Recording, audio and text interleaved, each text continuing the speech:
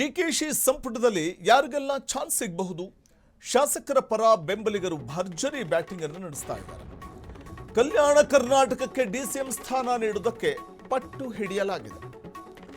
ಶಾಸಕರ ಪರ ಬೆಂಬಲಿಗರು ಭರ್ಜರಿ ಬ್ಯಾಟಿಂಗ್ ನಡೆಸ್ತಾ ಇದ್ದಾರೆ. ಕಲ್ಯಾಣ ಕರ್ನಾಟಕಕ್ಕೆ ಉಪಮುಖ್ಯಮಂತ್ರಿ ಪಟ್ಟ ನೀಡಬೇಕು ಅಂತ ಪಟ್ಟು ಹಿಡಿಯಲಾಗ್ತಾ ಇದೆ.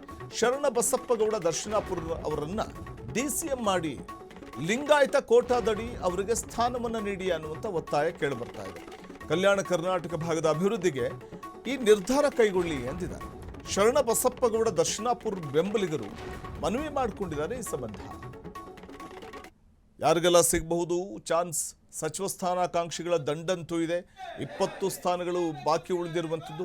ಆ 20 ಸ್ಥಾನಗಳನ್ನು ಫುಲ್ಫಿಲ್ ಮಾಡಬೇಕು ಅಂತಂದ್ರೆ ಯಾರಿಗೆಲ್ಲ ಅವಕಾಶ ಸಿಗಬಹುದು ಅನ್ನುವಂಥ ಕುತೂಹಲ ಇದ್ರೆ, ಮತ್ತೊಂದು ಕಡೆ ಶರಣ ಬಸಪ್ಪಗೌಡ ದರ್ಶನಾಪುರ ಅವರನ್ನ ಡಿಸಿಎಂ ಮಾಡಿ ಅಂತ ಅವರ ಬೆಂಬಲಿಗರು ಒತ್ತಾಯಿಸ್ತಿದ್ದಾರೆ.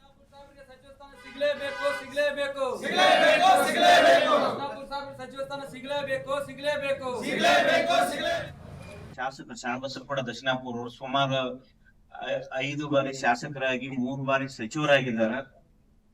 ಅಪಾರವಾದ ಒಂದು ಕೆಲಸ ಮಾಡಿದ್ದಾರೆ. ಒಳ್ಳೆ ಅನುಭವ ಅದ ಅವರಿಗೆ. ಮೊನ್ನೆ ಕೊಟ್ಟಂತ ಸಚಿವ ಪದವಿ ನಮಗೇನು ಕಂಡಿಲ್ಲ.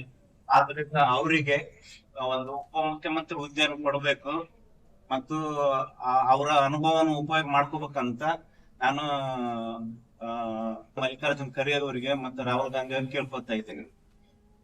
ಇದು ನಮ್ಮ ಜಿಲ್ಲೆಯ ಅತಿ ಹಿಂದುಳಿದವಾದ ಜಿಲ್ಲೆಯಾಗಿತ್ತು.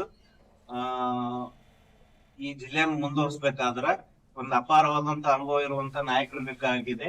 ಆ ನಾಯಕರು ಶರಣ ಬಸಪ್ಪಗೌಡ ದರ್ಶನಾಪುರ ಅವರಿದ್ದಾರೆ.